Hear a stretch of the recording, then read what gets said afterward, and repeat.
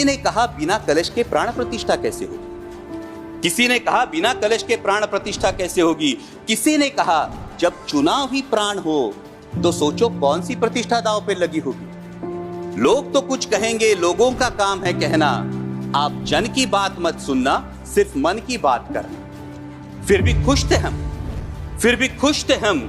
500 साल का सपना जो पूरा हो रहा था, हमारे अंदर का हिंदू भी पूरी तरह से जाग गया था। तो चल पड़े अयोध्या की ओर, राम लल्ला की दर्शन की आस लगाए। चल पड़े अयोध्या की ओर, राम लल्ला के दर्शन की आस लगाए। जो सामने नजारा देखा वो देखकर दंग रह गए। वो 3 मंजिले, 400 खंबे, 32 सीढ़ियां, जय श्री राम का नारा लगाते हुए हम सीढ़ियां चढ़ने लगे। राम लल्ला से क्या गुहार लगाए ये सोचने लगे। पहली सीढ़ी पर याद आई महंगाई, पहली सीढ़ी पर याद आई महंगाई, दूसरी पर देश में बढ़ती बेरोजगारी, तीसरी पर पत्रकारिता की चरण चुंबकता, चौथी पर सेंट्रल एजेंसीज की संदिग्ध भूमिका। हर सीढ़ी पर कुछ न कुछ याद आ रहा था, हर सीढ़ी पर कुछ न कुछ याद आ रहा था।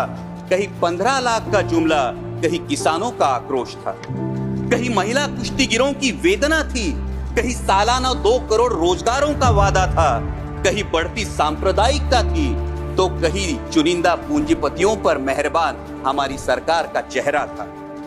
इस वास्तविकता ने झंझोड़ने के बाद, इस वास्तविकता ने झंझोड़ने के बाद भी हम अंधभक्तों की तरह चलते गए।